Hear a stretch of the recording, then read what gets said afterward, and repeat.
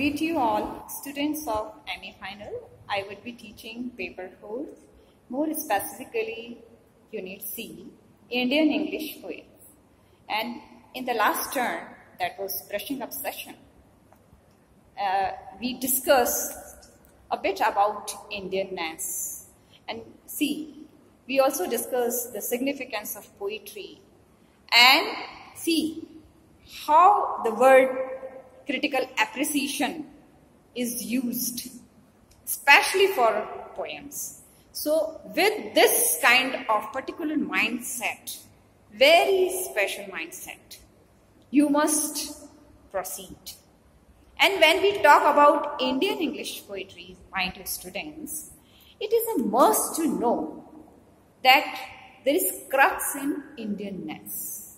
And we also discussed that obviously, we tend to rise from particular to general, from one to all, from individual to universal. But at the same time, you must have idea about the cultural heritage, the spirit of nationalism, patriotism. And there are characteristic features, remarkable characteristic features, tremendous quality in Indian English poets. Cultural ethos and socio-political aspects, spiritual, religious dimensions.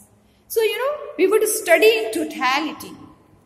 And in this context, first, I would like to focus on the historical background of this. As earlier I told you that when you start studying any literary text, any, work of art, any poem, it is a must to delve deep in the historical background of that.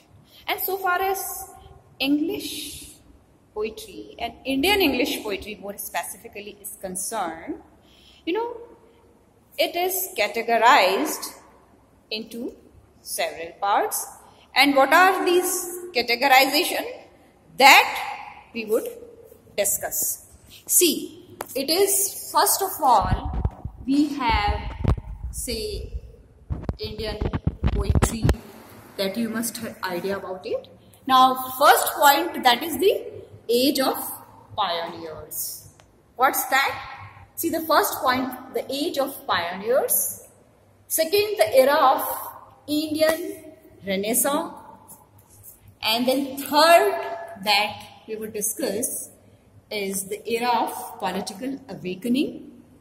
And then we have the era of independence. Okay. Now, you see the first.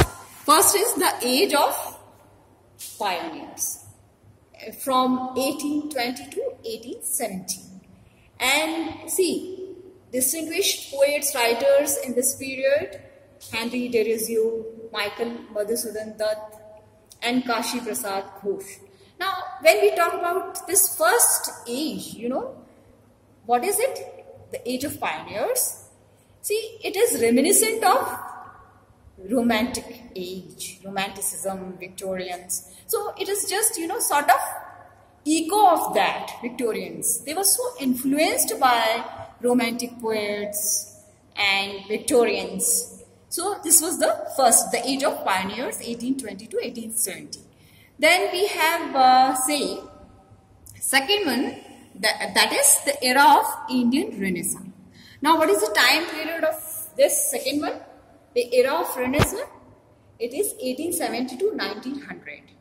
And famous poets, Toru Dutt, Swami Ramtirth, and famous works also, the ancient ballad and the legend of Hindustan. And this particular era, it is marked by development of poetry and cultural ethos. All this, we have depiction of that. Then we have third one, that is era of political awakening.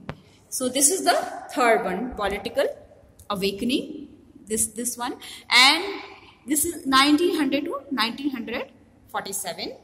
And see, who are famous poets and writers? Particularly poets, focusing on that. Rabindranath Tagore we have, Rabindranath Tagore, we have Sarojini Naidu and Sri Aurobindo. And now see the famous works, The Golden Threshold by Sarojini Naidu, and we have Sir Aurobindo. And see that this particular age, it was marked by metrical experiment. And see Sir Aurobindo's famous poetic collection Savitri, you must have heard about it. And we have Harindranath Chattopadhyay also, and his famous collection Feast of Youth. And see Rabindranath Tagore, he was recipient of Nobel Prize for Gitanjali. So these famous poets, so this age distinguished poets in this particular third one is, yes, these are famous poets, and it is marked by, see, the glorifying India, spirit of patriotism, nationalism, and even, yes, we have some mystical kind of poems as Sir Aurobindo's poems, and we have religious, fervor. It's a tremendous kind of all this amalgamation of various dimensions in this third period. Then we have, yes, very important one, that is fourth. And what is that fourth one? That is the era of independence. That is the fourth one. And the era of independence or the modern poetry, 1947 to, yes, obviously onwards.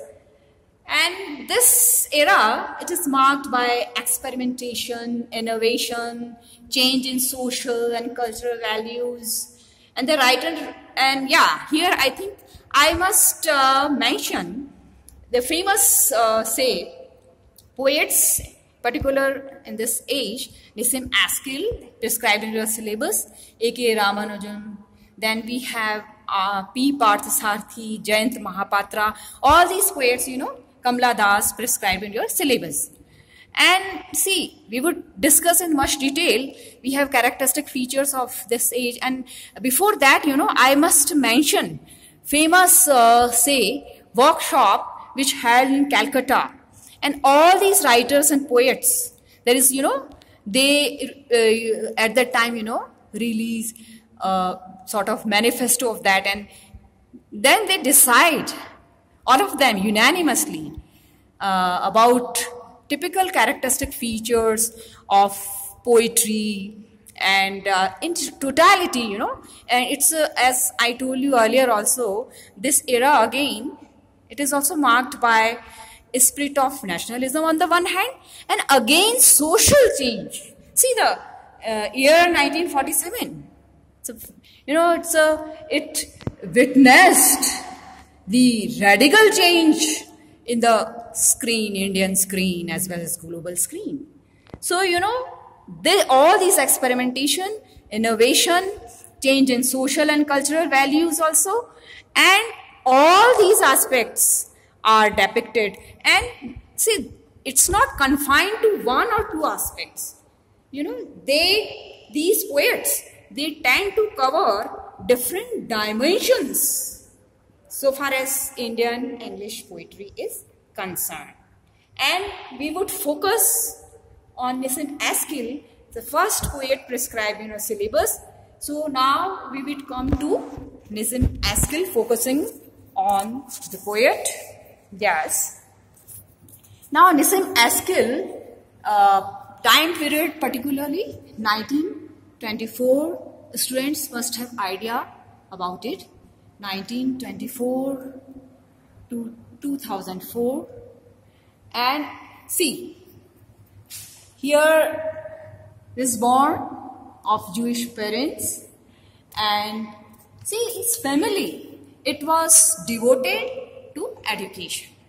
His father, his reputation, and especially Nissim Askew, he hails from Bombay, which is his native place, well-known place. And say his father is, principal of various colleges. Mother, she was also principal in schools, and she used to run a famous school. So, reputed family and educated family. And now, what is the most significant, permanent aspect so far as Nissim Askew as an Indian poet, Indian English poet is concerned? Yes, his versatile personage. And he was obviously man of letters. He has been, rather. And now, he was member of Radical Democratic Party even at the age of, say, 18. At the time when he was doing graduation. So, dynamic personality. So, students must have idea about the personality, characteristic features, not only of certain literary text as well as poet himself, herself. So here Nissim Askew, so he was a member of Radical Democratic Party and he was really a versatile personality, the manager in a well-known advertising firm also, yes. And see, as famous as a famous writer, he started writing at the age of, say, 19. And he was professor of English in Bombay University. And he was also visiting professor at the University of Leeds. And not only in, say, one discipline, he was adapting, say, different domains, journalism, even in the, say, the field of domain of theater, art. Yes, of course. He was, famous as a journalist and he edited Quest and Imprint and issues of Poetry India.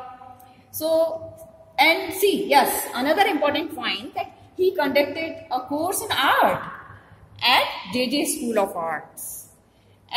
Yes, and then he was director of yes, Theatre Unit Bombay. He was theatre. He was a theatre artist as well. See his versatile personality, and when we are going to study his poems, so you must have idea about it also. So yes, director of Theatre Unit Bombay, and yes, writer of many books. His, reputation as a poet, well known. At the same time, he was famous as an author also. So his authorship, writer of many books like, Emerson Reader, Writing in India, his famous collection. See, and here, and yeah, one point I would like to here focus that when we talk about Nissim Askew, he was, famous as a revolutionary spirit. His all the time he has just for human life, and there's a passion for innovation, doing something new. And see the creative and he always focused on creative expressions and creative expression which is integrated with practical experience. So after that, I would like to focus on various poetic collection. Students of MA final, you must have idea about his famous poetic collection besides other, piece of writing. Here, so far as, say, your syllabus is concerned, Unit C and, say, 3 poems prescribed in your syllabus. Night of Scorpio, The Poet, Lover and Bird Watcher, and Background Casually, you must be knowing. And yes, so we would focus, and then, yes, 4th poem that we would also discuss later on. But we would at present focus on these 3 poems, because 3 poems in which we have, various kind of themes of alienation. Now, see, we must do away with the misconception that, when we talk about Nissim Askew, most of the time, say, critics and, say, men of letters, they all the time discuss on theme of alienation, torture, humiliation. But see, other themes are also very, very important. And why? See, because when we talk about his poetic collection, see earlier also I mentioned his versatile personality. So he's of the opinion that poetry and literature, it is an expression of human sensibility and human sensitivity. So it's not that all the time there is focus on the theme of alienation and see the loneliness. Okay, one of the important themes it may be, and it must be rather, but there are other themes also, students of MA final. It must be clear to you. So see, before switching over to the literary text, yes, I will start with first say the poem, The Poet, Lover and Bird Watcher tomorrow. But see, before starting the text, you must have idea about the poet's passion for three important words. And what are these three words?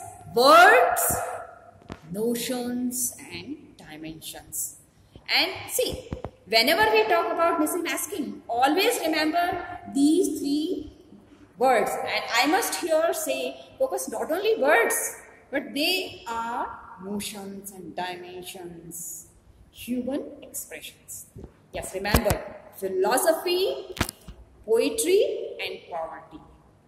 And in his biography, he himself has written that I have passion for 3P. Passion for 3P. So what are these 3P, students? Always remember, philosophy, poetry, poverty. As he faced poverty earlier in his life, and he had to struggle at that time. So even he had always passion for helping poor. That's why I reiterate that Nizam Asghil's poetry is not confined to say the theme of alienation and torture and humiliation only. As it is discussed much in workshops, seminars all the time. Students, we must study Nizam Asghil's poetry in totality, multi-dimensional aspects of it. Yes, now we have 6 important poetic collections, students. First, you must note down that first important collection, always remember, that is first is A Time to Change, because his famous motto, maxim, remember that change is the only permanent thing in this world. Permanent? Yes. Aspect of human life. What is it? So first, a poetic collection, 1952, students, you must note it down. A Time to Change, 1952, and see the famous poems in this particular period. Poetry, Something to Pursue, and many other poems. So this is entire poetic collection, and so many poems are published in this collection. And what is the title of it? A Time to Change, 1952. Okay, so this is the first collection. Now we'll come to the second one. And what's that? 60 poems. So 60 poems published in 1953, and famous poems like Creation, Lord's Song, these are famous famous creative parts poems. So 60 poems, second collection, yes. And the third one, 59. And so many poems, published in all these collections. But, here, I just, time constraint also, so I would mention a few only. And all the poems are important. Still, Creation and Lord's Song, this is the second collection. And the third one is Episode, and then, yes, Rain and Sonnet, Aside. Yes, very nice poem, Aside. So, he has, captured moments from real life, mind you. And then, see, Such moments find full expression in Nizam Askel's poem. So the third, 1959, Episode, Aside, Rain, Sonnet. These are, famous collections. Then fourth poetic collection, yes, The Unfinished Man. See, very arresting title, Unfinished Man. So, very peculiar kind of, title here. And we generally say eye-catching, very arresting. So what's that? 1960 time period, Unfinished Man. And yeah, as earlier I mentioned the point. And what is the point I mentioned? That his poetry is not confined to alienation and theme this kind of, loneliness. I mean, too much focus on that. See, the poem in this particular period, 1960, The Unfinished Man. Very nice poem, students. See, bright students always study, recite other poems also. But obviously, these poems prescribed in your syllabus, and that you should also have idea at least about other poems. And if you cite examples, and if you quote even from these poems, your marks in examination will be improved. You will secure very good marks, and at least for your personal enrichment also, both from the point of view of gaining good marks in examination and your personal enrichment. So the poem I would like to here highlight, The Dialogue of Self and Soul. The Unfinished Man, 1960. It was published in this year. The Dialogue of Self and Soul. Then another, nice poems. Morning Walk. It's very nice poem, And another poem, Case Study. Yes. So here I would like to mention his philosophical aspect. And see, in the beginning when we discussed biographical sketch of Nizam Askel, I would like to here add one point again that, his area of interest, psychological study of human mind, and then philosophical aspects of human life. And he studied, philosophy, his area of interest, the domain. So this is the poem Dialogue of Self and Soul. Very nice poem, Morning Walk and Case Study. This fourth collection on The Unfinished Man, 1960. Then we have the exact name, 1965. 1965, this is the fifth collection. And in this particular period, he has written the poems, various other poems like In India, love poems, and the India love poems. Yeah, this is two, and many other poems. And the last one, The Hymns in Darkness. Now, The Hymns in Darkness, 1976. It was published in which year? 1976. And the philosophy. Now, the poems in this particular area, philosophy and poetry reading. Yes, poetry reading, very nice poem. Students should have. And these poems very small and very, very simple. And one important point I would like to again focus. See, Nizam Askel is of the opinion that poetry, good poetry, is always, away from some kind of, imposed structure. And it must be free from what? Intellectual pressure. So it is in a way, intellectual freedom is a must for writing good poetry. This is what, you would enjoy reading poetry, studying poetry, reciting poetry when we study Poet, Lover and Bird Watcher. He has passion for poetry, as he has mentioned several times, expression of human sensibility. Yes, and in this particular last collection, 1976, it was published, Philosophy, Poetry Reading, The Poet, Lover and Bird Watcher. Okay, so we would start with The Poet, Lover and Bird Watcher. Thank you. We will continue.